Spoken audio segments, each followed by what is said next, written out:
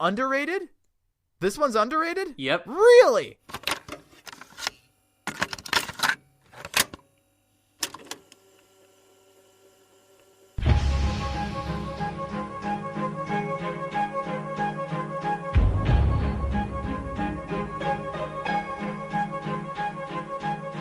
Hey everybody, welcome to the third episode of Odyssey Geek. This is Austin Peachy, and today I'm joined by a very special person that you probably have heard of. He is one of the co-hosts of the Adventure in Odyssey Wiki podcast. He's the host of AIO Audio News, and he's a really big contributor on the Adventure in Odyssey Wikipedia. And that person is Lee Acim. Welcome, Lee.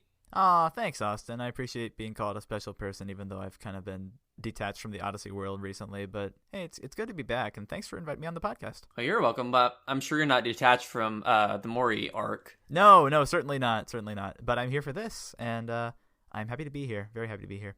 Well, I'm sure people are going to like a little break of having two people talking instead of just one person talking. You know, having my voice on here instead of yours is probably weird because they're like, what? I didn't turn on AIO Audio News. I turned on Odyssey Geek because Odyssey Geek is fun. Go listen to it. If you're not subscribed already, hit the subscribe button. Sorry, I'm doing your work for you, Austin. Go ahead. No, that's great. That's great.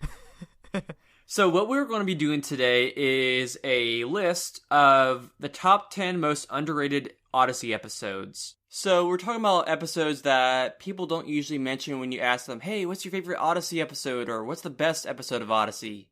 Or episodes that get packaged in a lot of the special collections. So these are episodes that we think need more recognition. So let's go ahead and get started. Okay, let's do it. Alright, so Lee, since you're the guest, why don't you go first with your number 10? Okay, my number 10 of my, what I think makes the list of underrated episodes, but is not the most underrated episode, is episode number 774, Walter's Flying Bus. Wow. Mm-hmm. That's surprising. I should say now that we do not know what is on each other's list. At least we may know some stuff that's not on the list, but we don't know what each episode is. So this will be a surprise for both of us. Okay, so Walter's Flying Bus came out, and immediately there are posts on the Soda Shop and on, I think, maybe AIO Wiki, I don't remember where, saying, do we have a new worst episode? Or, like, has Odyssey hit an all-time low? And I thought, well, no, I don't think Walter's Flying Bus was that bad. And now, going back and listening to it, it's actually very creative and actually quite, I guess, it's different in an approach to an episode, with the chanting and the tribal music and the introduction of the inspiration station again. And so I quite like it. I think Bob Hoose did a good job with it. I think John Campbell did an excellent job with the score. And although it was a little bit strange to follow at times, I think the message was emotional too, with disabled children and the club outreach efforts that also came out of that. And so for all the people who are saying, no, this episode was terrible, I don't think it's terrible. It's not the best episode. But it's still an episode that deserves more look at. It's still an episode that deserves a greater look at and more listens to, even though it may be hard to listen to at times. I think it's worth the listen. Yeah, I think I agree. Even if you just leave the story aside, the sound design and the music is very, very well done in that. It's definitely not my favorite episode, not one I listen to a lot, but I can appreciate a lot of the mechanics that went into that episode. So what's your number 10, Austin? So my number 10 is A Thanksgiving Story. Oh, yes! Was this one of the ones on your list? No, this isn't one on my list, but that's an awesome choice for an underrated episode. I honestly didn't like this one when it came out, and I do believe it is underrated on many levels, especially by me. I'm one of the underraters of it. Well, actually, I think the first time I heard it, I really liked the episode, and then when I was looking at people's reviews and stuff, and there was quite a few people that didn't like it, and I was like, how can you not? But I like one of the reasons why I think it's probably some of Dave Arnold's best writing, and he hasn't written a whole lot, but when he does write an episode, he really nails it. And his ability to rhyme, like, I mean, come on, if you can rhyme for that amount of time, that long length of time, it's like what 20-some minutes or so. If you can rhyme like that, do a Dr. Seuss rhyme for that long, that should give you lots of kudos. Oh yeah, I think this is his first episode too, right? Hold on. I got AIO Wiki pulled up here. plug. You forget I am AIO Wiki. Well, not anymore. Redo's back too, by the way. But I think that Sergeant York was his next episode after this one, and so maybe this was his like writer apprenticeship project where he had to write this. I know that a lot of the time they're Oh, sorry to interrupt you. I know Solitary Refinement's kind of I don't think it's kind of iffy on whether he did or not with that one, but at least post album 50, after Solitary Refinement, his first episodes were the Jubilee Singers. Oh yeah, some other really good. He wrote those. I thought that was Paul McCusker. That's great. That's awesome. Well, yeah, but good pick for number 10 though. In general, though, Austin. Well, actually, if you think about it, 4 of his episodes from there is like all musical. Like his 4 of his first episodes are all musical based, and that's one thing I do love about this. The music, the songs are very catchy, which I think the majority of all of them were written by Will Ryan. Or like Good News, We Are the Bad Guys, Every Day is Thanksgiving Day. That's probably one of my favorites. I mean, they're very memorable songs, and I'm the kind of person I don't really like the Great Wishy Was, and I won't go into the reasons right now. What did I just step on someone's toes over there? No, I've just heard that opinion before, but go on. Okay, but the songs, very stand out. They make the story, they drive the story. Like some songs you may, in a musical, may not drive a story along, may just, kind of a tangent kind of thing. But these kind of move the story along, helps people know the characters. And another thing I like about this, too, is that it's one of the longest Odyssey episodes. And from the radio version to the album version, I was looking forward to getting the album version. This was back in the day when, we heard the radio versions first. Back in my day, that's what we did. I remember those days. That's when I got like big into Odyssey. Anyway, go ahead. But I think it's like 3-5 minutes or so, and then Wooten's song at his Elvis impersonation, that is not on the radio version. And I think a phone call with Abominable Snowman, or yeah, the Great Bumpkin, I think. Yeah, the Great Bumpkin. Yeah, that's not in the radio version. So it was kind of fun hearing that the album version, because there's more to enjoy, and it made me love it even more. And it's also the first Thanksgiving show that Odyssey had after so long. If you don't count And Everything Give Thanks, then the last one was like BTV Thanks, which is kind of in the same vein as this. And also, this is an episode that lets some of the newer actors shine, like Andre Stoika, Whit Hertford. I'm blanking on the guy that plays Wally Hagler. Is it Dan Hagen? No, it's not Will Ward. He does a podcast. Oh, Jim Ward. Yeah. Jim Ward. Not Will Ward. Jim Ward. Okay.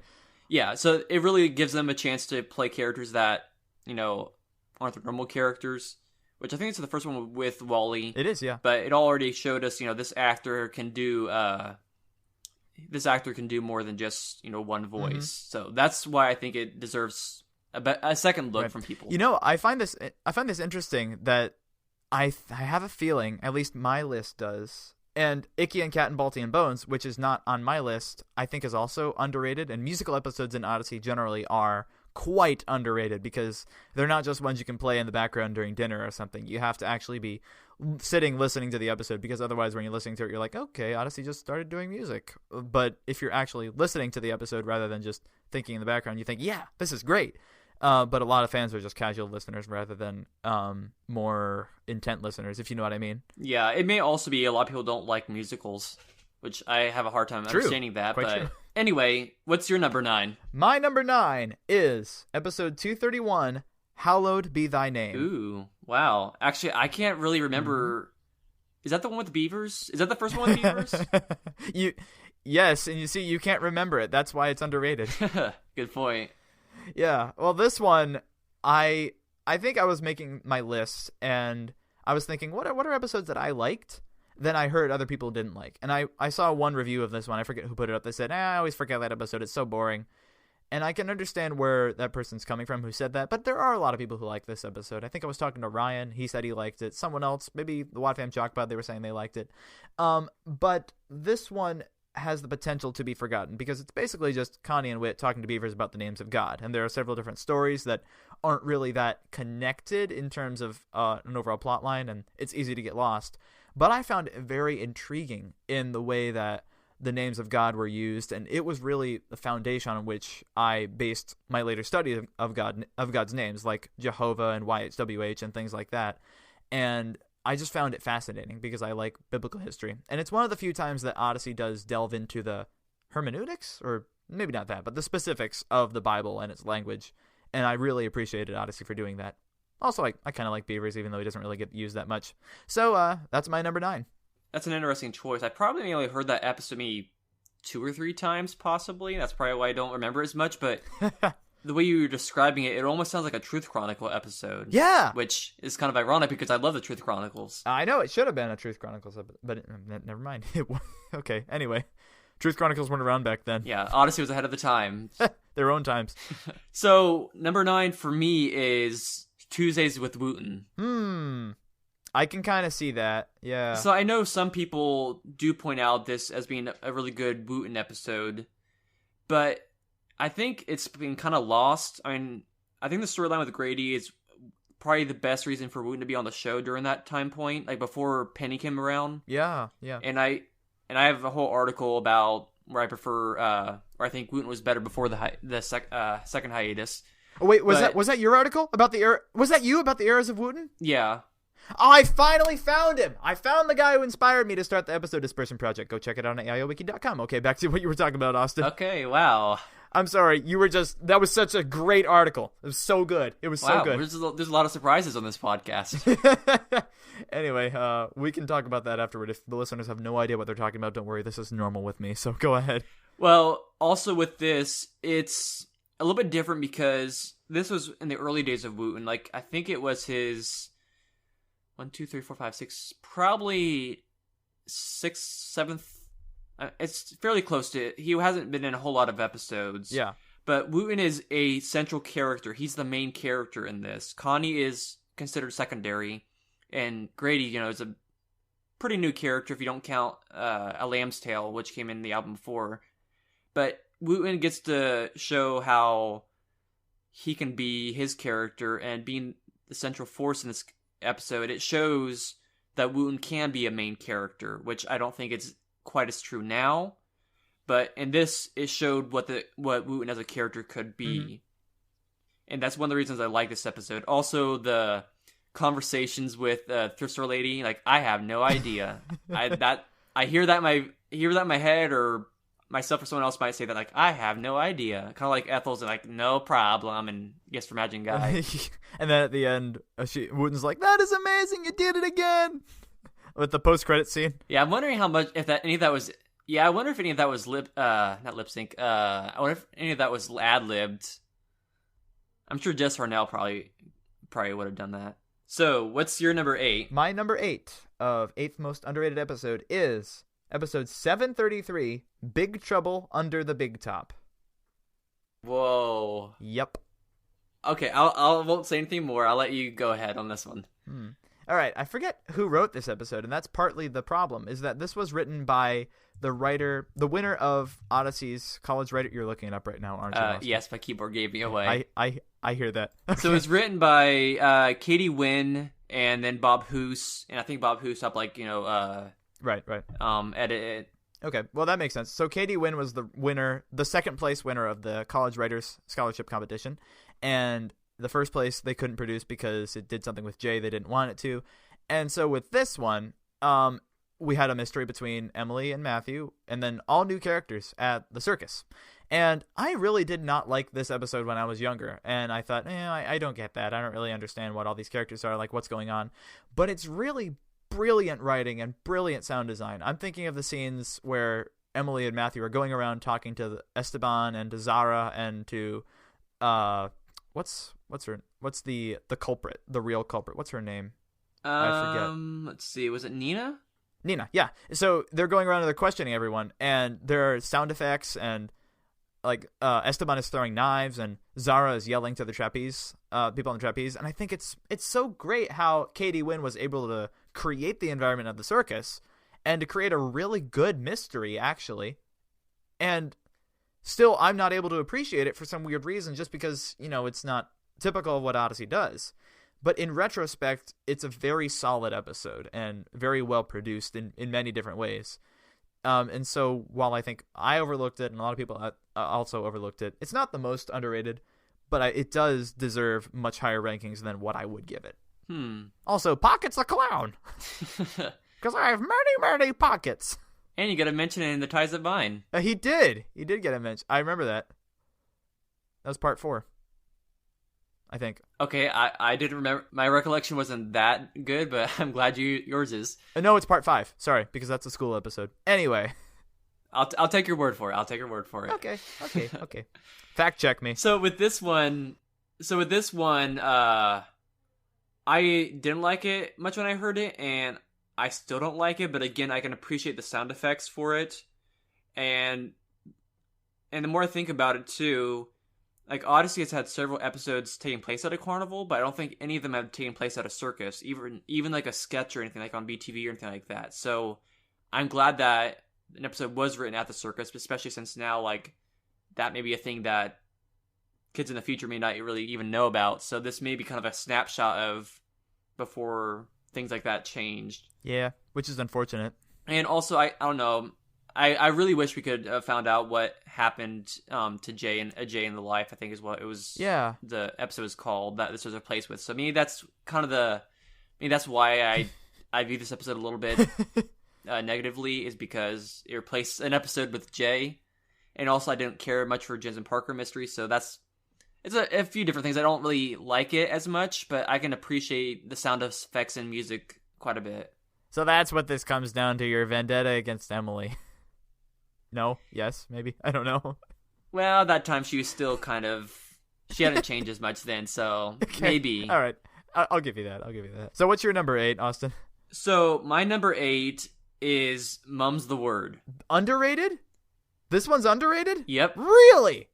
I would think so, because I don't think many people, I don't see many people or hear many people mention this episode or talk about it. I mean, they talk about it, overall, like with like the Trandy, I think they called it, arc with Trent and Mandy. Yeah. And I think The Present Long Ago, I like both of them. They're very funny episodes, very clever episodes. But I think this one probably gets forgotten a little bit more. And it's actually, I don't think I ever heard it on the radio before. Like around later albums, I listened pretty much every episode on the radio, but this one I missed somehow. So I listened to the first time when I got the album after it aired. And I love the lines in this, like especially like the first scene in the cafeteria with oh, here, have a ring. Oh no, I can't. I'm allergic to onions. I'm allergic to onions. Or like, or yeah, like, will you lift your foot? I dropped my spoon. Like, and the violin play. It's I love that. I got you flowers. For the science project. Yeah, it's like pointing out those cliches and like love stories or romantic stories, and it's just makes it so funny, kind of poking fun at it. And I don't know, the episodes where there's a lot of miscommunication or a lot of things like going on that people don't know about, like kind of like a Christmas conundrum. Mm-hmm.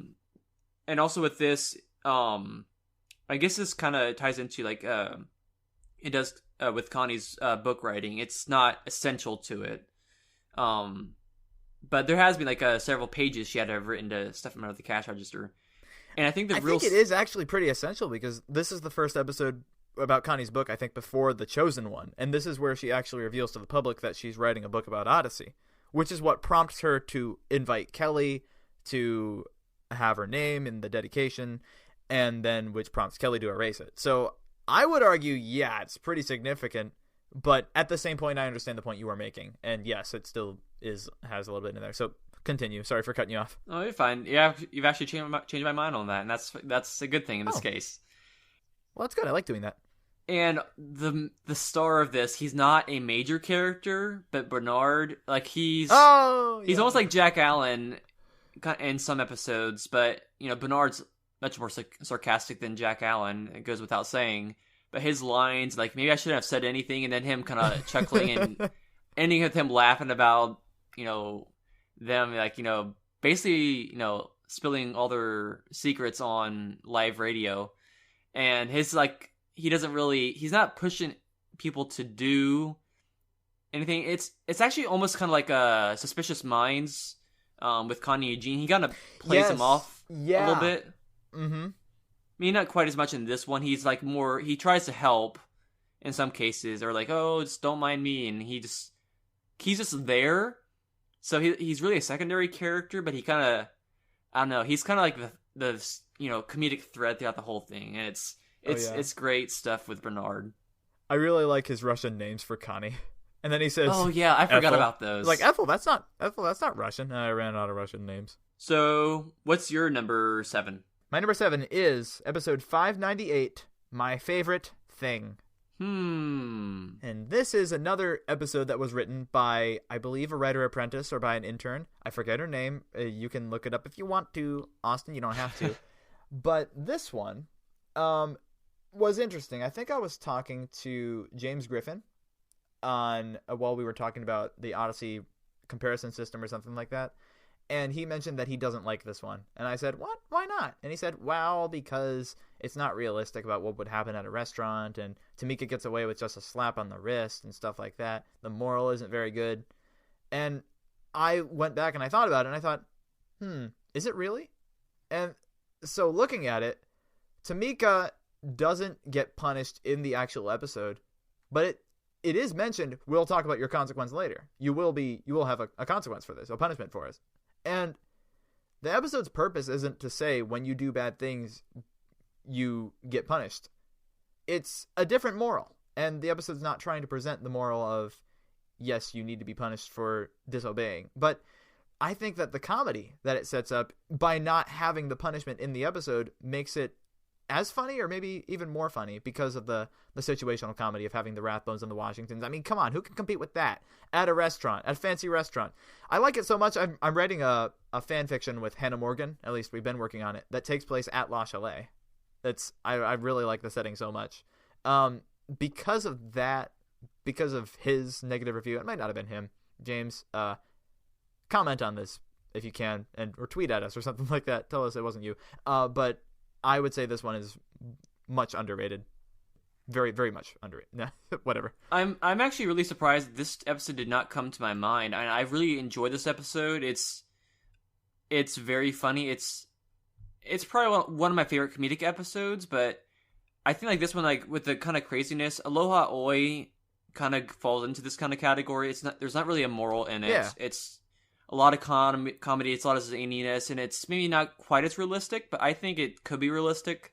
Like the stuff that happens there, if you get the right kind of people or the wrong kind of people, they can clash in certain situations, and that's what I think situational comedy is. You like put these characters that have these personalities. What would they do in this situation at a fancy restaurant? The Rathbones are very uncouth people, so they'd be insulting everybody. Hey, you, waiter at the buffet, I need you. There's so many great lines from this, like Bart saying, Doris, I think you'll need to settle for ordering a crouton. And then they just ignore him. Yeah. So yeah, that's a really great choice there. Yeah, that was my number 7. Austin, what's your number 7? Well, Lee, my number 7 is... Man, that would have been really great if my voice didn't crack there. Okay, my number 7 is Black Clouds. Ooh, good one. Good idea. So, a lot of these on my list aren't necessarily my favorite episodes of all time, or even my top 100, maybe 200, I'm not sure. But this is probably my favorite episode of the Connie and Joanne road trip episodes. It's probably the one I hear the most. Mm-hmm. And one of the reasons I like about it is it shows Connie's growth as a character so much. Joanne points it out about she really could believe that she had stepped into Wit's End, hearing, Connie talking to, for crying out loud, I can't remember her name now. The runaway girl. Can I remember her name? I think I can. Was it a K? I might not be able to. Okay. No. Cindy. Mindy. No, it's Mindy. There it is. Mindy. Yeah. That's the name. That's the name. Who actually, I believe, is played by Jordan Orr's sister, and Jordan Orr plays Grady. Yeah. Hey, that's cool. So, I love the imaginary imagination station, like the putting the chairs together and all that, it's really funny. Like, okay, come on, that's not gonna work. But then it kind of gets to the point, like, okay, how much of the imagination station is your imagination? How much of it is a computer program? I have theories. I have a theory about that. We can talk later about it. Ooh, sounds interesting. But it's kind of funny because it's kind of fuzzy in my mind, but I think I remember setting up some chairs in my bedroom before when I was a kid and pretending it was Imagination Station. And I think it was before this episode aired, so looking back on it, I can kind of relate to that. You geek. That's the name of the podcast, so that's true. That is true. No coincidences here. I don't believe in them. Which taught me well. And also, I can't go on without mentioning Ethel. She is comedy gold. Oh, Spiro T. Agnew. He wasn't president. She is so good. And it's funny too. Like there's another funny Ethel in Gifts from Imagining Guy, and they're kind of the same kind of voice. Yeah. Almost kind of the same kind of personality. But I actually prefer, I think, this Ethel over the first Ethel. Mm-hmm. And she's kind of the person. She's almost like one of those characters. Okay, she's kind of lovable, but she's not the nicest person. Kind of like the Rathbones are. Yeah, if you don't want to order anything, you can just go right back out the door. Maybe I'll stay inside. Exactly. So that's one of the reasons I like it's one of those, I think, one of the best episodes outside of Odyssey, but it shows that the characters take Odyssey with them, if that makes sense. People that don't come to Odyssey, they're able to share, the wisdom that Wit brings, their relationship with Christ, their creative nature and abilities. Right. It's prevalent throughout the rest of the road trip too, but this one specifically with the spiritual aspect of things, I think I agree with you. It's probably the most compelling of the 6. I guess maybe 4 or 5 that take place outside of Odyssey. Or I don't know how many there are in this saga. I don't think it really matters right now, does it? It doesn't, right? Well, I would feel really good if I could think of it off the top of my head, because that would be really cool, but I can't, so I won't say anything more. Okay.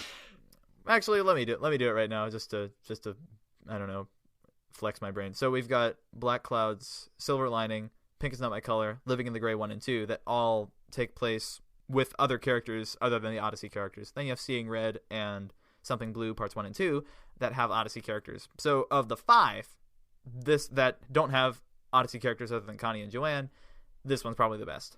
Okay. So moving on to number 6, what do you have? You mentioned this one earlier. You actually did. This one, episode 6, the 6th most underrated episode, in my opinion, is episode 411, In All Things, Give Thanks. Ah. So Bill Myers, who I really liked as a younger fiction author, he writes some great stuff. The McGee and Me series, My Life As, and then for teenagers, he has the Forbidden Doors series. He's great. He's great as an author. But in Odyssey, he has 4 episodes, the Mulligan Family episodes. Just Say Yes, Viva La Difference, Leap of Faith, and then this one. Those are his 4 episodes, if you don't count Letting Go, which wasn't written by him, but he was in. It was basically a Mulligan Family episode anyway. But anyway, this one, I think is my least favorite of the 4, but I think it's some of his best writing of the 4, which, interestingly, because you have Hector in there too, and because the Mulligan Family is constantly expanding and Bill Myers' way of writing is expanding, I can listen to this episode and there are certain scenes where I can hear it and I'm like, yeah, that's Bill Myers. I know what he sounds like.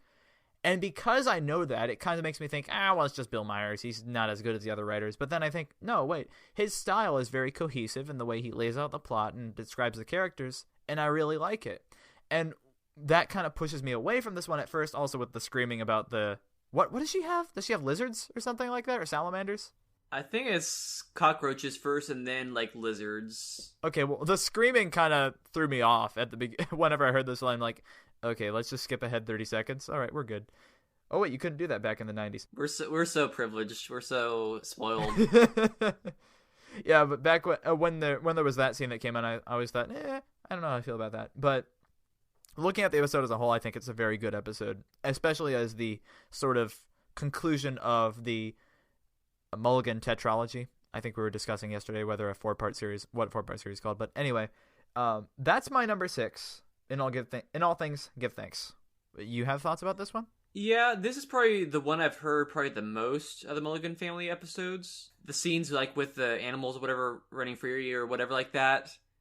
Actually, the more I think about it, I mean, they have tons of animals, and I'm sure they have tons of insects around. Like, okay, maybe it's a closed in space in the car. Maybe that'd be a reason to panic because, like, okay, I'm trying to drive here, but like in the kitchen, I think it may not be as big of a deal. Well, I mean, they have monkeys, and yeah, they have a monkey, and they have other like mammals and stuff. They don't have bugs. I'm guessing that bugs to them are different than other animals. Yeah, and nobody likes cockroaches.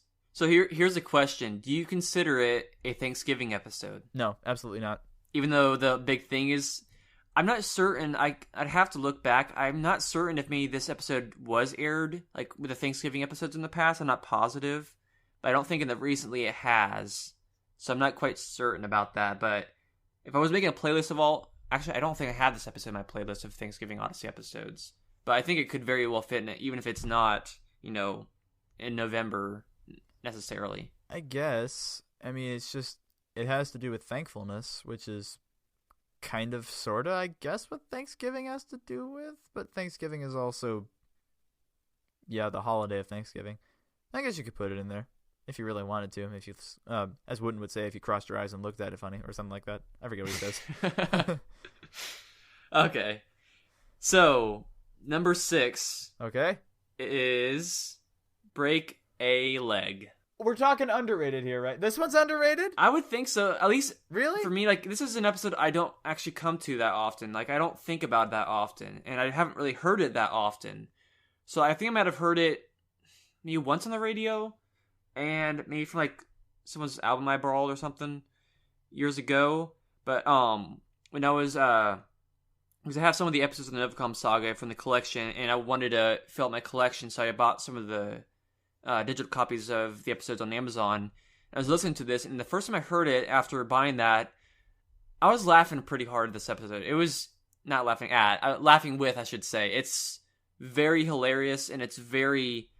And one of the unique things about this is, I mean, one, Edwin, he's always having someone do something for him. He's very egotistical. He's very, I'm not going to let my hands get dirty, Charles Edward Thompson, Bad Samaritan kind of thing. Well, not quite. And all of a sudden he's like, Shakespeare, where do I get this? And Shakespeare's like, it's in the cupboard, sir. Cupboard. And then he drops all the pans like, Shakespeare, how do I clean this up? I love it. It's so good. I think the funniest part is like, the door or something like that. And he was this kind of like, boom. The door opens. The door opens in. Or in. I knew that. That's just like, how is somebody so incompetent? But it shows Edwin. It shows, okay, here's all these things we know about Edwin. What if we just took away his safety net, his how would he react in situations? So that's a great situational comedy right there. I know, it's so good. We should do that more often with characters. And also, another reason this sticks out to me is this is an episode that has no major characters in it. They are all secondary characters. Edwin, Shakespeare, Cal, Alex, and Crime Brian Dern. Those are all people that are in very few episodes. Oh, that's interesting. I mean, Edwin and Crime Brian Dern have been in quite a bit, and Alex and Cal are, in a small amount. But still, it's all secondary characters. No Whit, no Connie, no Eugene, no Jack, no Joanne, any of that. And it works well. It shows that Odyssey does not have to have the major characters in all of them. When you still have great supporting characters, they can stand alone on their own. And I think it's a great way. This episode is a great way to show how they can be on their own and still be an entertaining episode. Yeah, it really is. I didn't even think about that when I thought of this. And you know what I was just about to say? Enlighten me. I was just about to say, so this is kind of an equivalent to Breaking News in Album 68. And then I thought, no, wait, that one had Eugene in it. Like, can we get an episode that really has no major characters at all? Can you do that, Odyssey? Maybe? Big Trouble on the Big Top might be, because it's only Emily and Matthew in that. Well, I would argue that Matthew's a major character. They're kind of major minor characters. Yeah. So what's your number 6? Or should I say Lee, what's your 6? I just said my 6. You want me to say my 5? Oh, okay. Rats. That did not work out well. Okay. I should have thought of that joke sooner. Okay. Okay, Lee, what's your number 5? Okay, my number 5. I don't know if you'll be surprised by this or not. My number 5 is episode 85, You Go to School Where? Wow. Yes. Okay, I'm really interested to hear this. This episode needs to be released because this episode is actually a good episode. I heard this episode back when I first found out about the official podcast and realized, oh wait, this episode's actually released? And it's decent. As a homeschooler, I can say there is one goof in this episode. As homeschoolers, we do not do our bills for our families. But other than that, yes, everything else is very accurate. Field trips to places like the fire department, yes, I do those. Talking, we don't necessarily make that a subject, but yes, my homeschooling was very informal in a lot of ways. It was just like, okay, well, let's do this, and okay, you have this homework now, all right, you can play for a little bit, okay, here's your homework. So it wasn't as formatted as the Langford's house is portrayed to be, so maybe one or two changes. But I totally understand where Esther is coming from, where she's at school and like, oh, what's that? It's the bell. So it means it's time to go in. I did not know what the bell was at school until Odyssey enlightened me what it was, or until my friends told me what it was. I behaved the way she does in class. Like, hi, you're the teacher? It's so nice to meet you. I want to do all these things. Oh, well, you'll sit down and let's do the work. Okay, well, we don't have any time to talk? No. That comfort zone be taken away. And in the school assembly, like, oh, this is all cool. This is all new. Yeah, we do this all the time. Oh, this is awesome. I want to try all of them and stuff like that. I found it very relatable. And even though Phil Lawler is constantly banging his head against the wall for writing this episode, I think he did a great job with the material that he had. And except for the one or two inaccuracies, I really appreciate this close look into homeschooling, or this early look into homeschooling early in Odyssey. And I wish that they would do another episode that centered around a homeschooler instead of just referencing homeschoolers like the Shepherds or like, I guess, Vance in Taking the Plunge. So something like that. That's why I think this episode is underrated, why I really like it, and why it's number 5 on my list. I find it really interesting that it's relatable this far into the future after that, because that was, 1989, AIO Wiki says. Yeah. That did not come from my mind. But I was figuring it was around the 80s. Yeah, it's not relatable to me as a high schooler right now, but it is as an elementary schooler. Like, if I was in 2nd grade or 3rd grade, yeah, I would get this episode. Well, I think one of the reasons is because there's so many different styles of homeschooling. I mean, probably back then it was, a unique thing. And actually, right now, the time of recording this is during the coronavirus epidemic, where so many kids are being homeschooled now. Oh, we don't talk about that. Oh, yeah, like, what is the deal with that? I keep hearing on the news, you need to homeschool your kids. What are you doing? Why? How are you going to know how to homeschool your kids? I don't know. I have thoughts. I have other thoughts about that. Anyway. Yeah, I do like this episode quite a bit myself. Like, it's not one I think of a whole lot, but it has some good humor, like, with cleaning up the mess of one of the kid at the beginning and at the end. It's like a running joke. And like with Robin saying like, oh, this isn't a handsome gentleman, this is my dad, or something like that. Oh, thanks a lot, Robin. Yeah. And it's one of those episodes, it's kind of relaxing. It's not like nothing really exciting happens, but it's not boring. Yeah, well, the reason for that is it's the first episode after the battle part 2. And that makes quite a bit of sense. Yeah, I definitely think that episode does need some more recognition, but I think it probably would if it was outside the official podcast. It also needs to be released. Guys, Mr. Smithhauser, put it on the official... I'm just going to call you Bob. Hey, Bob, put it on the club. Just make an album for this episode. Put it on the club. More people need to know about this episode. Well, actually, I agree with that, but for me, for the Lost episodes, I've lost all the Lost episodes, but they have like some other stuff, like You Go to School Where and like Christmas Around the World and that kind of stuff. I've added that as an extra track to the album, so it's like a really super long album, but it makes a lot easier than rather make up my own album artwork or title and all that for it. Yeah. Well, I did that. You're talking to the guy who actually did that, but we don't talk about that. Okay, so my number 5 is Hindsight. So this is an episode I was not familiar with. I don't think I ever heard it on the radio before, and years ago I got album 41 on CD, and I think one of the reasons I was excited to get it is because I had this episode I hadn't really heard before. And it's probably one of my favorite Room of Consequence episodes, and it's a very unique way, like starting at the end of a story and going backwards. Like that could be really, the way it could be executed could be turn out really horribly. Like really high concept ideas can work out really great or really horrible, which I think kind of Take Every Thought Captive had a lot of potential, but I don't think it was able to capitalize on that as much.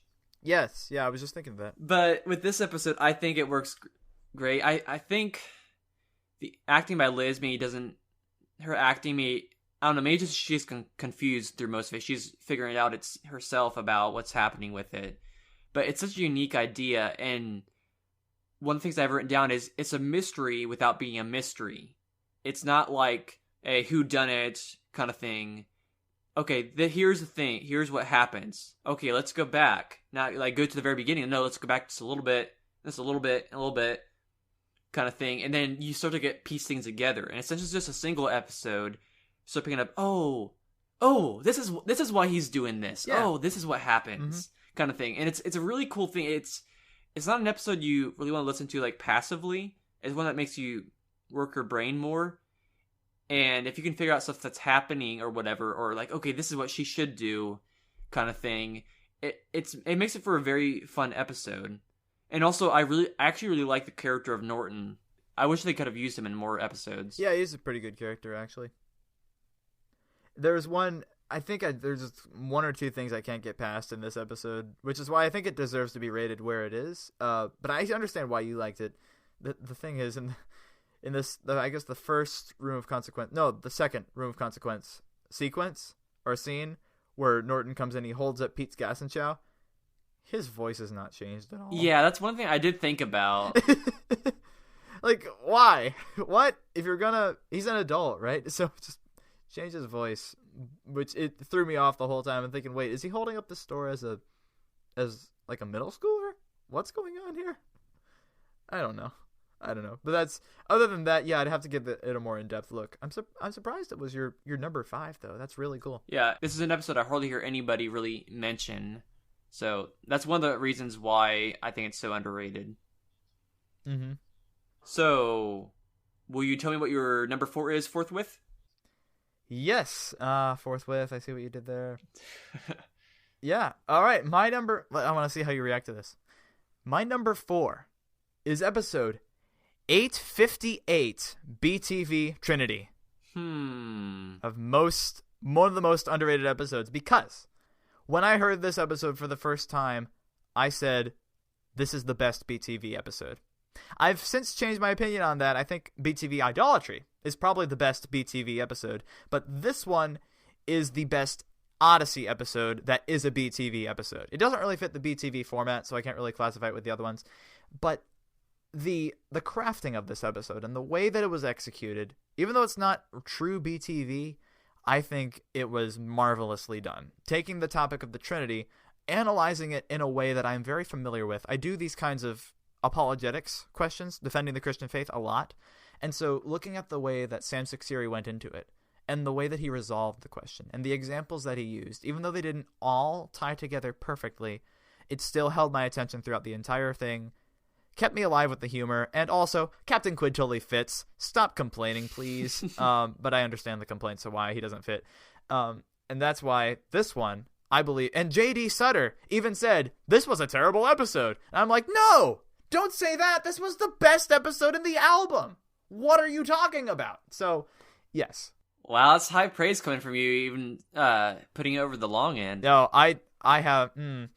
Arista and I recorded a review of The Long End, and it will be coming eventually, but I didn't like it, honestly. It's not... I don't approve of it. There are just a lot of things I have to say about it. But, yeah. BTV Trinity, I would give it very high marks, but a lot of people don't. And it's very recent, but I would give it my number 4 on most underrated episode. I did enjoy the episode. It did have a lot of comedy, but one problem I had, I know at least probably some people also had with this, that I think like with what the Trinity isn't, I think it's almost borderline sacrilegious to a certain extent. I know some people may disagree with that, and I know the point they were making with it. I think it worked, but like a cursory listen it sounds kind of mocking almost. I know it's kind of like mocking the idea that people have about it, but again, still presenting it that way. I think it's almost on that, and I think that's one reason kind of that episode don't care for it as much. But beyond that, I think it is a good episode. But I know with it's not the first time they talk about the Trinity because they talk about 3 and 1, the episode 3 and 1 in the Truth Chronicles, which, to be fair, that episode is a little more laid back and very exposition heavy. I think this episode probably presents it better for kids, which I think the Truth Chronicles maybe a little bit more for like maybe older kids possibly. But I do think the episode does a good job showing some things about it, and also that they went with, I was glad that they did have an episode about the Trinity, especially since, there are some organizations and people that don't believe in the Trinity or that kind of stuff. So I'm glad that they still took their stand with that, and they're still taking their stand with that. That Focus on Family is doing that. Mm-hmm. If you will allow me a plug, Ryan, Matlock, Arista Maxwell, and I have recorded BTV Trinity, the review of that. It's been edited by Ryan's friend Scott Beall. So Scott, if you're listening to this, hi. But it will be coming eventually. We have it edited. It's just not going to be out anytime soon. I mean, maybe soon because I have more editing time now. But if you want to hear my full thoughts on that, it's in the comment section. It's in the description down below, I guess. Ryan, if you can edit this when I finally get it uploaded, would you be able to do that? Wait, did you just call me Ryan? I don't know, maybe. Did I call you Ryan? I called you Ryan. I've been recording with Ryan for the past week. We've been doing like 4 reviews. We've been doing a lot. I'm sorry. Why am I calling you Ryan? Did I call you Ryan last night? I think I did too. Yes, you did. I did. I keep calling him Ryan. Okay. Okay, truth be told, actually, there is no Ryan. There's no Austin. There's only me. Let's move on. My ears are turning red. Let's go on. Anyway, so number 4 for me is The Spy Who Bugged Me. Underrated? This is the best episode ever. Why are you calling it underrated? This is so good. Well, I think other people consider it underrated. I think it's a great episode. It's one of my favorite episodes. Yes. But I think, okay, so I know some people don't like these kind of episodes, like it's kind of, kids doing these kind of a little bit crazy things. I mean, kids do crazy things. I know. And if this episode was in like, modern day, like with like Jay or Matthew or something like that, I think people probably would dislike it, like, oh, that's so unrealistic. But I think at least for me personally, with it being a classic episode, Jared's my favorite kid character. Mm-hmm. I think I don't hear many people mention this as much, but I think this is a perfect display of who Jared is, what Jared thinks, and his earlier episodes, he's kind of a little bit of a know-it-all, a little bit pushy, and then his character kind of develops. Okay, he's has conspiracy theories and this kind of stuff, and this kind of goes to the extreme. Like, okay, you have all these spy gadgets, all that. What can we do with this? Oh, there's some girls hanging out over there. Let's spy on them. And this is the kind of stuff it's kind of realistic. I mean, boys against girls. That's a thing that kids do a lot. Trust me. There's I can speak from experience, being a kid. But this episode really shows, don't let your imagination run away with you. I know that's kind of a cliche. It may be a little bit, some people might think of a little flimsy excuse for an episode moral, but the moral, it doesn't have to be everything in the episode. But no, you don't need a moral to make a good Odyssey episode. I'll be the first to tell you that. Yeah, aloha oi, people. Anyway, and also the scene with Dwayne pretending to be a girl, that's a really funny scene, and the girls kind of they're laughing here, and Sarah laugh and all that. It's so funny, and I kind of feel sorry for Dwayne. After hearing it a little bit more, and like, why do you hang around with Jared? I know, but I'm guessing this might be like his it might just be like okay, he's just getting a little bit more obnoxious or more overzealous or whatever than he usually is, and that he turns around, dumps a bag of flour on him at the end. I love that. For some reason, when I was a kid, For some reason, I was a kid, when they're talking about flour, for some reason I was thinking a bag of flowers. I was like, What? why in the world are they having bags of flowers? Yeah, that doesn't make sense. For some reason, I don't think it ever really clicked with me that it was like, the white, unbleached or whatever flour kind of stuff. But it makes a lot more sense now. And for good or bad, the cameo with Paul Herlinger at the end playing that woman at the end, it's unique. It's interesting. Oh my, door-to-door deliveries. Well, thank you very much, boys. That was great. That's great. That's really good. I'll say right now, this episode was my favorite. My hands down I think this is episode 400, actually. I think you're right. This was my hands down favorite of any Odyssey episode ever. And I'm coming to see now what the difference is between favorite and actual best, because this isn't like the deepest quality Odyssey has, but this is the one I loved. I loved it all the way through, especially like the beginning, the tag of the giant yogurt turns towards St. Louis, but then Captain Electric comes in to save the day. And then I just thought that was so cool how Wit had, like, they were reading this old comic from a cereal company, and then Wit just happens to be a collector of it. He already collected everything, and he gives them the spy equipment to Jared and Dwayne, and all of a sudden they're like full-on spies. I love the premise of this episode. It's John Fornoff, isn't it? Isn't he the writer I believe so, yeah. He's so good. I love this one so much. Which people, he did write Snow Day, and Snow Day is kind of in that same kind of vein of this episode. So exactly. It is kind of a zany episode, and I think that's why the crazy funny episodes, usually this one is not brought up, and that's why I think one of the reasons it's underrated. Yeah, strangely, it needs to be rated more because it deserves it. All right, so what episode deserves your number 3 spot? Okay, so ready to I don't know what the phrase is. Stir the hive or something like that. Awaken the bees. Whatever I don't know what the phrase is.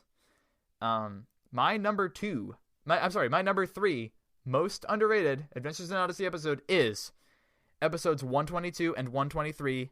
Castles and Cauldrons. Ooh, wow. Okay, I'm really excited to hear this part. I think this one is, my top 3 are hands down the most underrated episodes of all time for different reasons. This one, because so many people hate on this episode Not me. lot. This has one of the lowest ratings on AIO Wiki, and it has like several, I guess, pages of forum posts about people saying, no, it was inaccurate, and no, that's not actually what Dungeons and Dragons is. And I think I wrote an article on it was something on the town hall a while back when I was venting, because one of my friends was playing Dungeons and Dragons, and I noticed a considerable difference in her demeanor from when before she was playing until after she was playing. And so looking at it, a lot of the time I do conform to focus on the family's opinions on things, and a lot of the time I do need to form my own opinions. This is one where I haven't played a lot of Dungeons and Dragons. I've done a little bit, like something similar to it, like role-playing, but not like to the rules of the book. So all I have to go on is what Focus has to say about it. And what their research is in the game, and the way they've purported that into Castles and Cauldrons, makes me say that if Castles and Cauldrons is supposed to be a beatdown of Dungeons and Dragons, you're not really going to relate to your audience as well, because your audience doesn't really know what Dungeons and Dragons is if they're people like me who doesn't. But if you're merely trying to get the message across to your audience that this specific kind of role-playing, as presented in Castles and Cauldrons, is bad, and other kinds, as Wit explicitly says in the episode, other kinds of role-playing are okay, then I'm okay with that. And I think the episode is dramatic enough and presents it in an interesting way enough to where I think it gets its message across. And by the end of the episode, I'm thinking, okay, now I need to put a more stringent test on what I do. Is Dungeons & Dragons okay? Possibly. I just have to check and see what the meanings are behind it. But that's my opinion on this episode, and I think that it gets debunked. I guess maybe for people claiming that it makes a straw man fallacy out of Dungeons & Dragons, but there are a multitude of reasons why I would say, no, this episode needs further consideration, and I think actually is a decent episode. So I would probably agree with part of you on that one, because I think if people go with the idea, okay, they're totally wrong about this, then they're not going to enjoy the episode. If you just look at face value, it is a kind of fun and scary episode. It scared me when I was I think it kind of scared me a little bit when I was a kid. I haven't heard this episode a whole awful lot. So I don't know a lot about it. I've never played it, but I think probably coming with it, I think maybe some about the kind of things those kind of games can endorse, like some magic and that kind of stuff. I know, there are certain something like, oh, it's like about like Narnia or that kind of stuff. I mean, there are I believe there are certain fantasy stories or elements that I think really are geared to like the occult and that kind of stuff. Yeah. So I think if you're looking at the episode where it's not necessarily saying that not necessarily like those kind of games, like the kind of game it is, but maybe like the situations or the characters in it might lead to that kind of stuff. So I probably agree more with this episode than probably most people. But again, I think I can still separate my feelings from that and still look at, okay, this is actually a pretty interesting story. Yeah, which is why I'm saying that it's underrated by a lot of people. Okay, Ryan, what's your number 3 most underrated episode? Ryan? Who's Ryan? I don't know. There's no Ryans here. Oh, I'm Ryan. Hey there. I don't know. I'm getting tired, so let's go ahead. What's your number 3, Austin? So number 3 is Slumber Party. Underrated. We're talking underrated here. Yes, right? I think so. Oh boy. Kathy Buchanan's first episode, you're calling underrated. Really? I don't think that was her first episode. She wrote some episodes, I think, during the split era, I think. Did she write? Was she a split writer? Really? I want to see what her first episode was. Yeah, I think her and Charlie Richards and I think some other people, but yeah, I think her first episodes was an album 33 or album 34, and this was from album 35. I don't even know who that is. Who's Charlie Rich? Oh, he created The Pond. That guy. Have you ever heard The Pond? Charlie Richard. Oh, yes, I have. I have heard one episode of The Pond. That's it. You need to hear more. It's very, very clever. If you like Jungle Jam, it's a little bit not quite as zany as Jungle Jam. It does has, I think it's a little bit made deeper in some areas, but it still has this kind of, kind of gentle humor in it. But anyway, I digress. So okay. Slumber Party. Oh, this is her 8th episode or 7th if we're counting The Eternal Birthday and The Treasure Room as one episode. Oh, so that's interesting. Anyway, proceed. So Slumber Party, it's again one of those episodes, where it's kid centric, which actually I was thinking about. It's mainly all minor characters in this one. I didn't really think that much about it. If there's no Wait, Connie, Eugene, or whatever.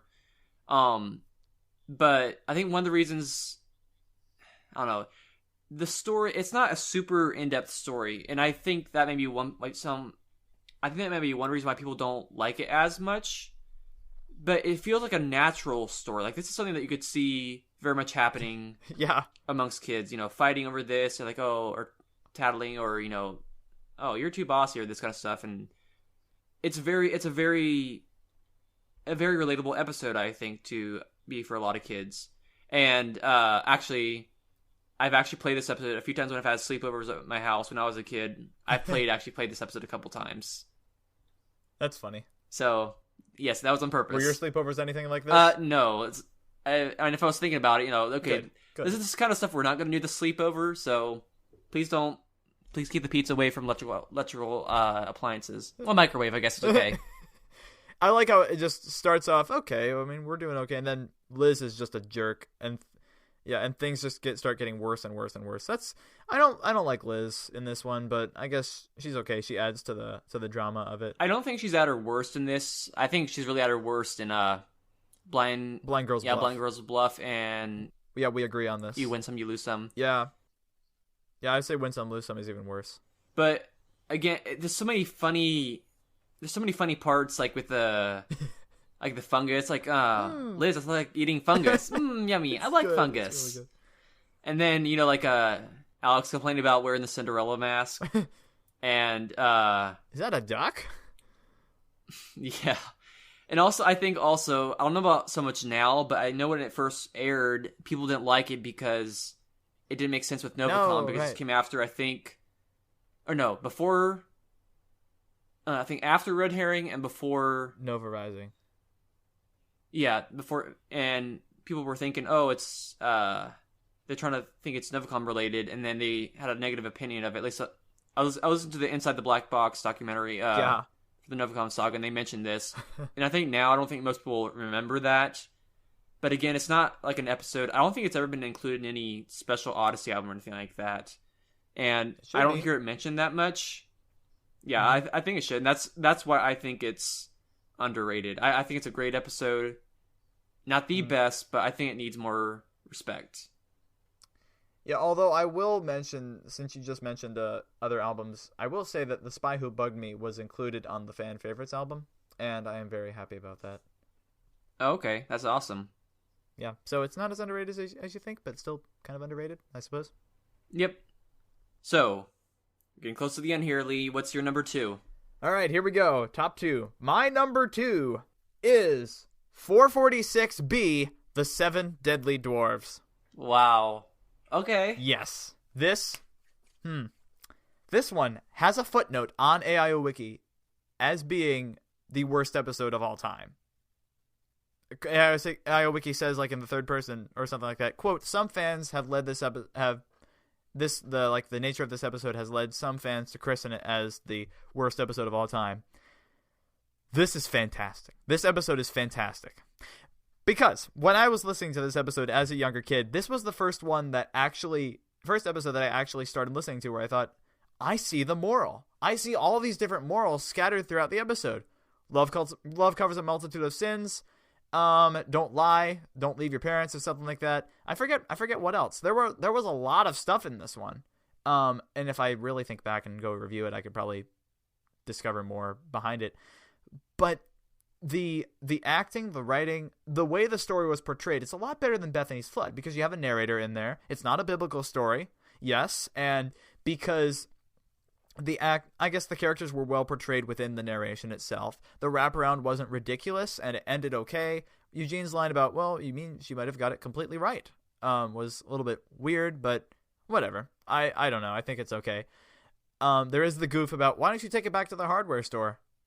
Yeah, it's not. You didn't get to the hardware store. You got to the Electric Palace, and that's kind of shameful that they would put that in there. But otherwise, I really liked this episode when I was younger. I thought it was a little weird at first, but it's funny. It tells a moral for younger kids who can actually hear that the moral's there, and I think this is one of the best of the Split episodes, right behind Career Moves, which needs to be released because it's the best Split episode, I would say. Anyway, that's my number 2. I'd actually agree with you quite a bit with it. Mm-hmm. I think this is also with the humor in it, like some of the jokes, again, like the Amazon thing. I did not get that at all when I was a kid. And now I totally do. And some other stuff as well. Or there's just a kind of humor, like some of the jokes, like the way things are, it's not necessarily a reference to something that only adults would know. But it's stuff that, it's a clever kind of, banter, like the hardware store guy there. And yeah, I think it is better than Bethany's Flood. I think it's a little bit better, a little bit funnier, and not just crazy, throw everything at the wall, see if it sticks. This is like more clever humor. And I think Charlie Richards wrote this episode, if I'm not mistaken. Really? Okay, let me look that up. And this is kind of a hint at future events, listeners. But I'm actually planning on doing an episode of the podcast about the Split episodes, but that's all I'm going to say. Of this podcast? Yes, of Odyssey Geek.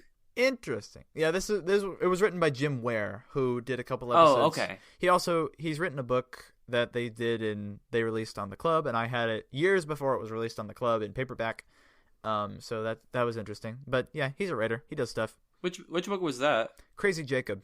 It's in the Okay. I think it's, what is it? I forget what the series is called. It's not an Odyssey episode, is it? No, it's a kid's fiction book. It was in a series of, I forget what the series was called. I'll remember it here in a minute. But it was stories like from Exodus and Acts and Judges and stuff like that. Was it Bible Kid Ventures? No, it was not. It was not Bible Kid Ventures. It was Bible Kid Ventures before it was repackaged and rebranded as Bible Kid Ventures. Oh, okay. Yeah. So I had I liked it before it was cool. Let's say that. Okay. Anyway, what's your number 2, Austin? I want to hear this. All right. So My number 2 is another one from album 19, is Forever Amen. That's album 17. Oh, you're right. Sorry. I don't know why I was thinking album 19. That's Passport to Adventure. And yes. It's from On Earth as It Is in Heaven. I do agree. This one is quite underrated. So this is actually, I think, the best episode in the album. And I think one of the reasons why this episode is not looked at as much is because the character of Danny. There's very few people that actually like the character of Danny. I think they think he's a brat, which sometimes he is, especially in All the Difference in the World. He can be. I mean, he's written as some kids may be, so it maybe you're right. It's people. It's annoying. It's because like, okay, it's someone like I know in my life or something like that. I don't know, but this is probably his best episode because of the seriousness of this. Absolutely. And the subject matter with it. And if I'm not mistaken, I think this might be his first episode. But you can correct me on that. You are correct. This is Danny Schmidt's first episode. Okay. And this is, again, I'm kind of surprised this didn't get mentioned as much.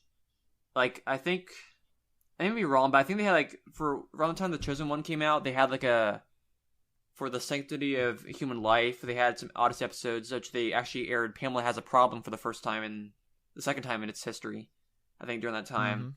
And I'm not certain if this one was at all. But I don't think Danny was annoying at all in this episode. Maybe this is maybe with writers later on writing him that way, possibly. But I think also one reason why it does hit home is because I too have some siblings that I've never met that are in heaven right now that I've never met, but I long to see someday. Actually, 2 of them. They might. So I don't know if they're boys or girls. I'm thinking any of them were far enough along for any of us to know. I'm sorry about that, Austin. Thanks, but it is a comfort knowing that they're safe in heaven. It's a great consolation about something like that. But I know, as a kid, when you're a kid, I don't think you really understand it, like really understand what happened and all that, because like you don't get to see the baby, you don't get to hold it, you don't get to do those things, and if you don't see that, it's harder for kids to kind of grasp the meaning of the baby's not being born kind of thing, right? And with the last time I heard this episode, I heard it for quite a while when I was listening to this album. I listened to it. It made me cry quite a bit, and I think Phil Lawler wrote this episode. It's one of Phil's best episodes that doesn't get as much recognition, but it's a very good, and also one of the best scenes, one of the best emotional scenes in Odyssey. His dream is the scene with his sister. Yep. Seeing that that is okay. That again, people might think, okay, that's kind of unrealistic. But I mean, who's to say? I think God is I know God is very capable of doing stuff for kids. Like kids may have a hard time understanding some things, and God may. I think He goes out of His way sometimes just to show kids how much He cares about them, and it's sometimes I think it be a little bit unrealistic. I mean, it's a drama. It's fictional, and in fiction you can do this kind of thing. Like you wouldn't think this would really happen in real life, but that kind of believability of it, and that kind of like that emotional kind of gut punch or heartwarming, whatever you want to call it, is a really. It's a really great scene, and I really wish this episode had a lot more recognition. Which also, if you think about this episode, is a little bit similar to Tilly, the first Focus on Family drama. It is. And also, some aspects of this was in The Sounds of Life as well. That's also true. That is also true. I think I remember that. I need to hear that one again. I've only heard that once. Talk about underrated. Yeah. That Sounds of Life is one of the best scripts. It's one of the best ways to show, of what audio drama can do. Oh, yeah.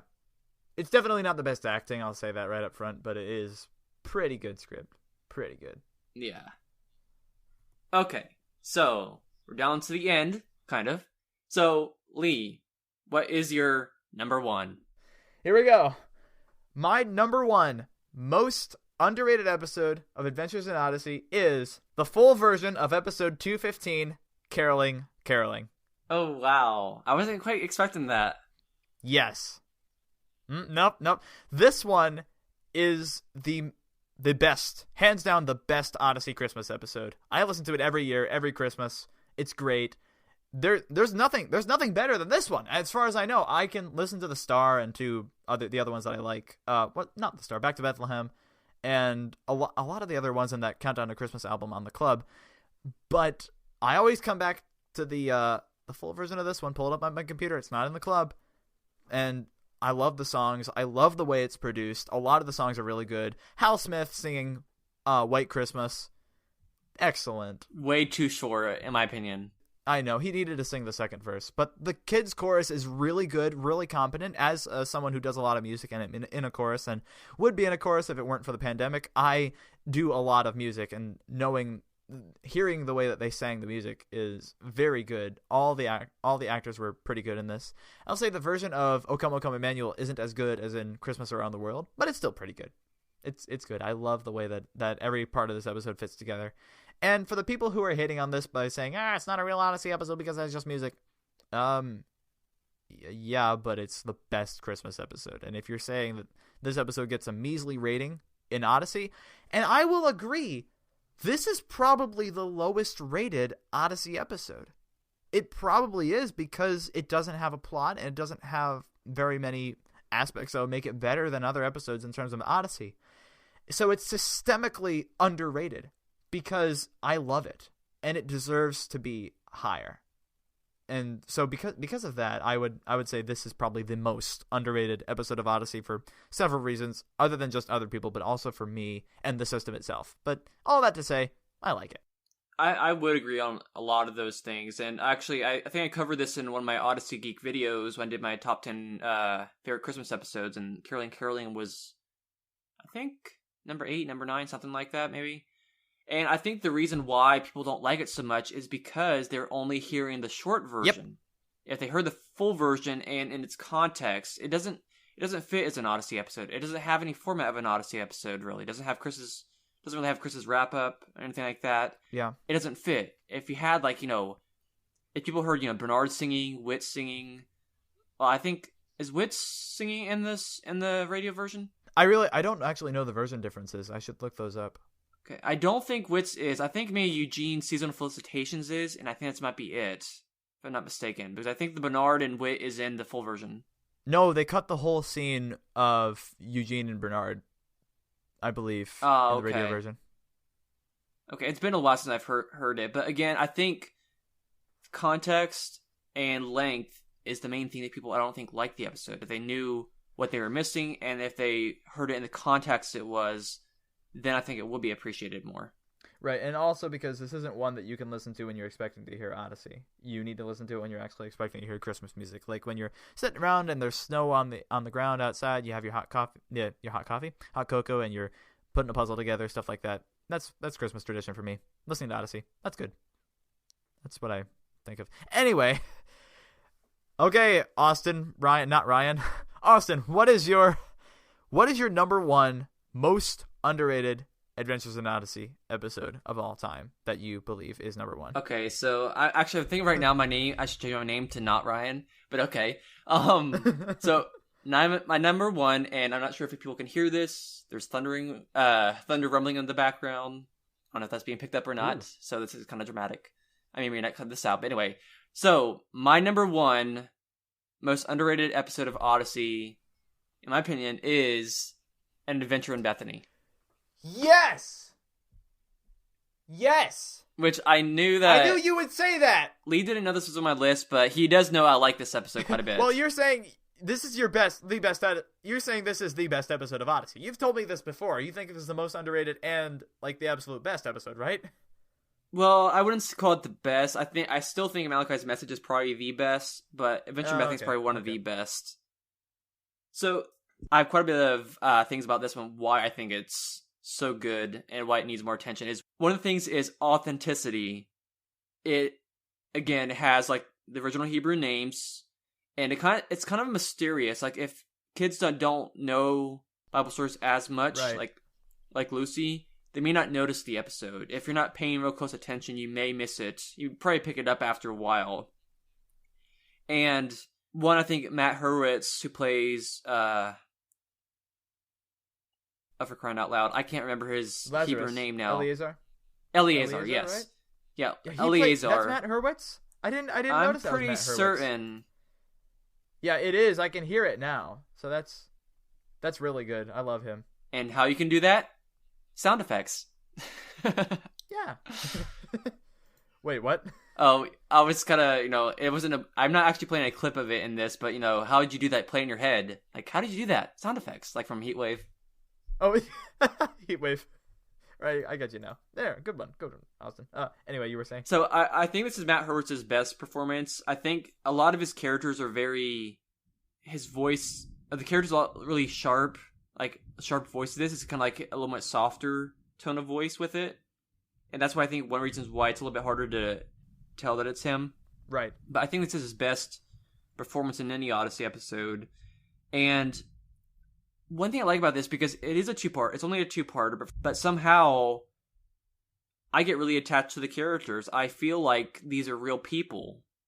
And most Imagination Station episodes, I don't feel that as much. I mean, the characters might, certain people, but for some reason, because they spend so much time with them, it kind of time jumps, they spend so much time with them, and they basically, they call them, close, or almost a member of our family.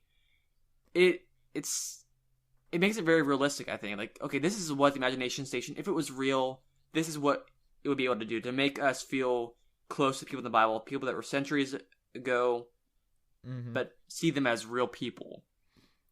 And also with this, I think, I may be wrong, but this may be the first time that Whit got into the Imagination Station when a kid was in there too. I may be wrong about that, but it's at least the longest he's been in it, I think. And that, I think, was a unique thing at the time. I'm pretty sure this is the first time. Because usually it was always the kids. Because it was always the kids doing it. Which I think, the Mortal Coil is in this album. That album, I can't remember if it comes before or after. But it's not actually necessarily an adventure, but an adventure shared with the kids, basically. So this was a precursor to Eugene coming in on the tower and When You Pray, or is it Which one was it? Oh yeah, that was. What's that episode with the 3-story with the bandy? Is that in When You Pray? That was When in Doubt, Pray episode with the best music of the era. I'll just say that. But yeah, this one's excellent. So yeah, this is like a precursor. It sets a precedent. Okay, it doesn't need to be kids all the time. It can be a kid and one of the main characters. Yeah. And also, one of the things about this, the episode starts with Whit trying to teach Lucy a moral about, taking time for church, taking time to make sure you're spending time with God, that kind of stuff. And that, that's the part of the story that most people bring out in messages or sermons or whatever stuff, being close to Jesus and, not letting life get too busy that you neglect him. But that moral is secondary. It's not really, after that, it's pretty much not really mentioned that much. And it just, it doesn't need to have a moral. It's just, this is the story. This is the Bible story. This is real history right here. So I'm glad that that's taken care of at the beginning. So it doesn't have to go through the whole story. It doesn't have to make everything, it has to fit around this moral. How do we teach this moral? It just gets it out of the way, but does what it needs to do. Yeah. But it lets a story be told as well as it could be, I think. And I would argue that stories that do have a moral that kind of guides every single part of the episode is a bit on the nose, but more that episodes that have a good solid moral background are more that what I would say. Yeah, which I would say a lot of the time the moral is an introduction to the adventure, and then that moral isn't necessarily. I think it's usually just a lead in to the Imagination Station episode, like with David and Absalom and the Tower. They're not. The Tower, I think, actually kind of ends with that kind of moral, humanity is, humanity without God is gonna be corrupt, and I just like that how this episode it doesn't focus on that. It tells a story. It's the Bible. You don't need to add anything really to it. I mean, you can take some other morals out of it, like, you know, trusting God and hard times and that kind of stuff, but it presents it, and you, the listener, just pick up on the parts itself. You don't have to be told, okay, this is what the lesson is here, this is what the lesson is here.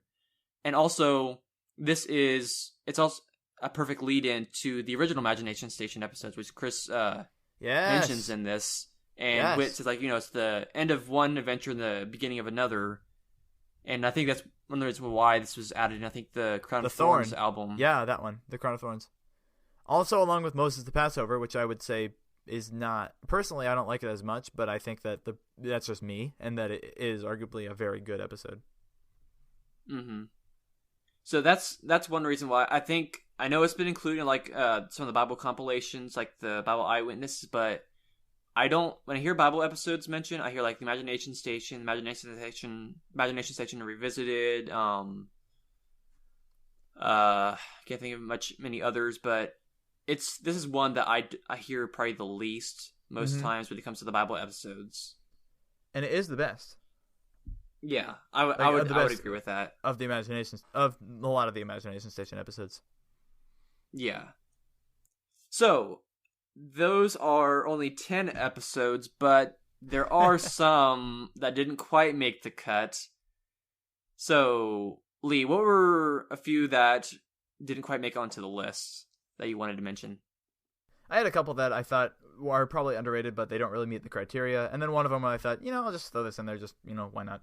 I had Tilly on here, which is one of the Focus on the Family audio dramas. I heard it. I cried. I think I almost cried. I don't know if I cried or not. It's very good. Excellently done. It's not to everyone's taste, but I bought the paperback because I was going to do a interpretive speech on it for my speech and debate club, and then it just didn't work out. Oh, nice. Well, not that it didn't work out, but that was a neat idea. No. I can't pull off the emotion because I'm not a woman, and that's okay. But it's very good. It's a great story. The writing is very powerful in one scene, and those who have heard it will know what scene I'm talking about. It's hard. It's kind of hard to listen to in some points, and then very touching and sweet in others. I love it. It's great. It doesn't get talked about enough. It's unreleased. Release this thing, guys. Okay. Next one is... What's my next one? Next one is Plan B Part 2, which I would say, is rated great. A lot of people love it. It's number 10, I think, on the OACS, but is not the highest. This is the best episode of Odyssey, guys. Come on. So the fact that it's not higher rated is annoying to me, but I love it. I think it's a perfect episode. As much as you like An Adventure in Bethany, Austin, I like Plan B Part 2, Collision Course. But that's it wasn't really underrated per se in terms of not many people talk about it, so it didn't really make the list. And then I have on here also Sir Buddy's Snowy Day, 834, which it's more new, and I think some people do like it, some people don't. And this is one where I heard it and I immediately, pun intended, fell in love with it in just how it was constructed, and I thought it was great. And the fact that there were some people who pushed back and said, I don't really like that, made me like, what are you talking about? And the fact that Arista really liked it too, and it was the first perfect 5 out of 5 that we had. It's just great. I love that. I love this episode, and I love the fun that I had reviewing it was great. So those are my honorable mentions, I guess you could say. Did you have any honorable mentions? Yeah, I do. But actually, I do want to say I think one of the reasons I like Sir Buddy's Snowy Day so much is it's an homage to a past Odyssey episode. It's not like a remake like some episodes are. It's an homage. I think it's very cleverly done that way. It's like there's a lot of Easter eggs, and it's like, oh yeah, remember this thing? It's kind of happening now, but it's still stay unique. Yeah, and it really fleshes out Buddy's character. I think Buddy's coming to an end, which I'm sad about, but I think it's pivotal in his character arc, and he's extremely relatable. He's the most relatable character I think ever on the show I've seen in terms of a character who I can really relate to. And in this one, he is at his peak because he's not having distracting imagination sequences. It's actually the whole episode is his imagination, or in one way or another, and I really like that part of it. So one of the ones I had was Hide and Seek. Nope. That is not underrated. It deserves to be rated low. It is not totally not underrated. Sorry, go ahead. Sorry. So you think it is overrated, underrated, or in the middle? I think that it's not. I think people don't talk about it enough, and I think it deserves to not be talked about enough because there are a lot of issues with it I could get into, but go ahead. Well, I think it's a very clever and unique way to, like, because there have been episodes that, like, have, like, glitches with, you know, the Imagination Station, and I think this is the best, and the scene with all, like, the kind of the, what is it, montage of, like, where are you, whatever, that's, like, a really powerful scene. If you hear it in headphones, it's really cool, and it's a character in there that you'd never heard before, and I think maybe that's why, if it was a character that people knew before, it might be a little bit more impactful, maybe. But I think the different stories jumping around, I think it does a great job of, you know, stitching stories together to show a moral, and I think that's, I don't know, it's the structure of it, I think, is very unique, and I think very well done. Yeah. Well, also, the episode number is 404, which is the code for error, not found. Yeah. Hide and seek, not found. I'm not sure if that was intentional or not, Probably but not. I think that is pretty cool. Probably not. So another one I have, which it's kind of surprising on my list, I didn't have any 2-parters or 3-parters or anything like that. But for my honorable mentions, I do have 2 actually, of those. So you did have a 2-parter. You had Adventure in Bethany. Oh, okay. There I you guess go. I did. Yeah. See, this is why I'm not doing this podcast for myself. Just kidding. No. So, a 2-parter that I think does need more recognition is Passages Fletcher's Rebellion, which originally was called just Passages. Ooh. And I actually saw somewhere, I think it was on Tumblr or WordPress or someone's blog or something, that I saw that someone said that they thought these episodes, like, were the worst or some of the worst episodes. And I was like, really? I don't think it's the best, but I actually kind of prefer this 2-parter to the 9-parter of Darian's Rise, even though it's not based on the book, and I've listened to it several times. I think it's a little bit rushed. I think it probably could have been a 3-parter. Yeah. And I think it's a great way of weaving that aspect, like the spin-off of Odyssey, with, you know, dealing with the, you know, what was happening at the time with, you know, Tom and the Timothy Center and discovering more about his son's life. The only thing I don't like about it is they have, I think, Blake Ewan, I think is how you pronounce it, who plays Nathaniel Graham, play Timmy. And I think it's kind of distracting because Nathaniel still is a character in this time. So I wish they would have gotten a character that wasn't as well known during that time, or an actor we had never heard before play Timmy in that one. Otherwise, I think it's a really good episode. I think in my mind I just thought it was Nathaniel right now when I was thinking about it. Yeah. But what's interesting is I noticed in the official guide, or maybe it was the official guide, maybe it was the 2000 season on AIO Wiki, which is one of the best pages we have. Whoever wrote that article, great job. But one of the moves that was made when Paul McCusker became executive producer is he added Passages parts 1 and 2 into album 34 to increase the I guess the listening value of it because of all the split episodes and the superficial quality of the rest of the album. He added in those, which were, I think, quote unquote, critically acclaimed, which is why I was saying, yeah, I think they're rated high enough. And this person who was saying, I don't like them, is probably, who was that? I don't know. Whatever. You have your opinion, and it's valid, but I think they are rated pretty high in a lot of ways. Well, I think also, too, I think you bring up a good point because they are part of album 34, which is probably one of the most hated, or people think is the worst albums. It is. And I think because it's grouped in with so many of those other episodes, it does lose some of its its shine or its power or whatever. It's neatness of it and the story of it. It's a very unique thing for Odyssey. That's what I think of For Whom the Wedding Bells Toll and Malachi's Message, because they take place in the split episodes era, 29 to 34. Because of the way I've grouped those episodes, I think anything in there is not as good as the others around it. I need to break out of that mentality. Passages is in there as well, and so I would agree. Yeah, stuff in that era definitely underrated, at least by me. Anyway, but this isn't about me. This is about you, and you're about to get your your third. I can tell you, the next episode I'm going to mention is not. It's all about me, or it's all about you. Can't remember what the name of the episode is. Anyway, botched that joke too. Okay. So the last honorable mention I have is The Other Side of the Glass. Yes, I agree with that. I really like these episodes. I don't think they are the best mystery episodes of Odyssey, and it's kind of a comedy, but it has some like serious material in it near the end that's kind of glossed over. But I think also with it being in album 48 with the top floor, which I think most people do love and really appreciate. So I think those episodes overshadow this one, and it's really kind of odd for Odyssey to have 2 3-parters in one season. Yeah. Speaking of having a 3-parter and a 2-parter and a 1-parter in an upcoming album. Yeah. Album 69, wink wink.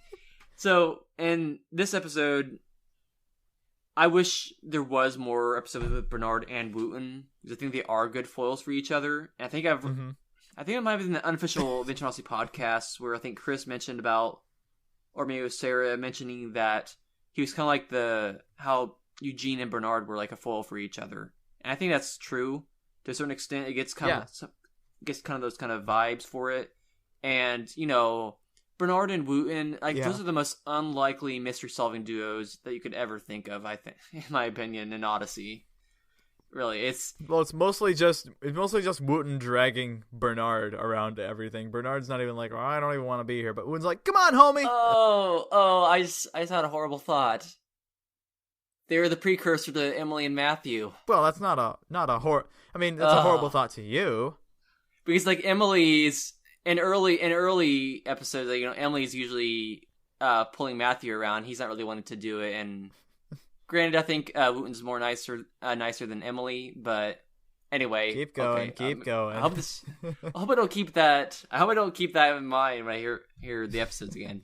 Anyway, I so many funny lines like when they're dressed as bushes, any binoculars or whatever. It's like, I'm sorry, I left that on my other shrubbery, or when they're trying to hide and Wit's doesn't have a bush, or he doesn't have a plant in his size, I think he says, and then it's like, oh, Wit, try to act like a garden gnome. And about when the tow truck and Wooten asks like, oh, can I Sure, if it's okay with your father. I'm not his father. That is so funny, and it actually kind of points out like Bernard is. I mean, the actor was quite a bit older then, and so like there is a good bit of an age, probably a fairly good age difference between Wooten and Bernard. Just Harnell, yeah, and Dave Madden, or at least the characters specifically. Yeah, but I think it's cool. Not, like I said, I don't think it's the greatest mystery episode ever, but it's probably one of the most fun. And Bernard being a major character, we got very few of those near the end of his run, so I'm glad we have so much Bernard in these episodes. Oh yeah. We also get the quotable line of Wooten saying, I think I want a pickle. Yeah, that's all I'll say about that. Yeah. I actually kind of, and also I won't mention, well, I guess I will mention it, the nostril hair. I was kind of surprised they added that in an episode. I was like, I was kind of funny. That's a Bernard thing to say, I think. The guy has too much nostril hair or something like that, right? He's talking about shoved a couple of mice up his nose. I love that. That's funny. But yeah, I know there's other episodes that are very underrated, and one of the reasons right now I'm listening to a lot of the episodes, or a lot of the albums in order from 21. I'm on album 39 right now, I think. And I think the best way to hear the episodes that are forgotten as much is to listen to them in order, because if you pick out the ones you want to listen to, you'll miss so many ones. Like if you forgot about it, like, oh wait, and you actually do listen to it, like, oh wait, that's actually a really good episode, or you hear it in a new light because you have a lot of time distance in between it. So for those listening, if there's an episode you haven't heard of Odyssey in a long time, or when you don't like that much, give it a try. You might actually really like it this time, or notice something different about it that you didn't notice before. Or go to the random episode generator on AIO Wiki and just pick a random one. Yeah. And that should be on the club too. Pick a random episode for me. Yeah, that would be fun. Hey Siri, pick a random Odyssey episode. Yep, that'd be a cool feature. Or for Alexa. I think it might work better for Alexa. Well, actually, no, maybe Siri. Alexa, pick a random Odyssey episode. Yeah, because Odyssey episodes are on Apple Music or iTunes, and then Amazon has the Odyssey episodes for sale too on their store. So I think that might work. Maybe. Okay. Anyway, that's the list. In my opinion, even the worst Odyssey episode is still a good episode. It's better than a lot of other shows out there, a lot of other media out there. So I think there's always something good to find in any Odyssey episode. No matter what they're rated, no matter what people think of them, if you can enjoy it and pick out things on it that you really enjoy, awesome. Good for you. Because that's what we just did. Let me ask you, does that make it good? Wow. I'm actually really surprised you have waited this long to introduce something about Mori in Crack this. a Mori joke. Good thoughts. Good thoughts.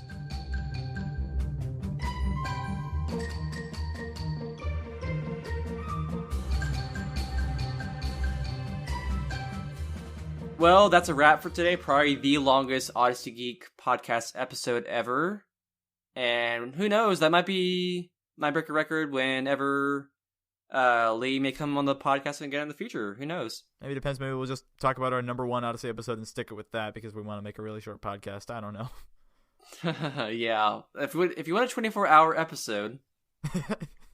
No, please no. Don't do that. No, I would not like that at all. I don't think I would listen to it, and I don't think I'd be able to get through editing it. But anyway, thanks so much, Lee. It was really fun having you on the podcast and going over these episodes with you. Oh, no problem at all. It's great to be here. Thanks for inviting me, and I hope to talk to you again sometime, whether off mic or on mic. It's always great to talk to you, Austin. And for those of you listening, if you want even more Adventure in Odyssey podcasts in your life, go subscribe to AIO Audio News and the Adventure in Odyssey Wikipedia podcast or AIO Wiki podcast, and you'll hear more of Lee and some other guests as well. And also this Ryan that we keep talking about. Yeah, that guy. He's been doing reviews on AIO Audio News, depending on whenever this podcast comes out that I'm recording with you, Austin. You can go check out all that stuff at AIOaudionews.com. The AIO Wiki podcast is on AIOwiki.com. I have not put up an episode in a while, but hey, there might be one around the corner. A good one. And if you weren't able to catch all that, we also got links in the description to his shows and anything else I can think of to put in the description. So thank you everybody for listening. I really appreciate you listening to Odyssey Geek. And I'd also really appreciate it if you would subscribe to this podcast. It's in a lot of different podcast directories, so choose your favorite and you'll find out when new episodes come out. And you can also follow me on Facebook, Twitter, and Instagram. I'm at Odyssey Geek. That's ODYSSEYGEEK. And make sure to share this podcast with someone else in your life who you think is an Odyssey Geek. Thanks again for listening, guys. I'll see you next time.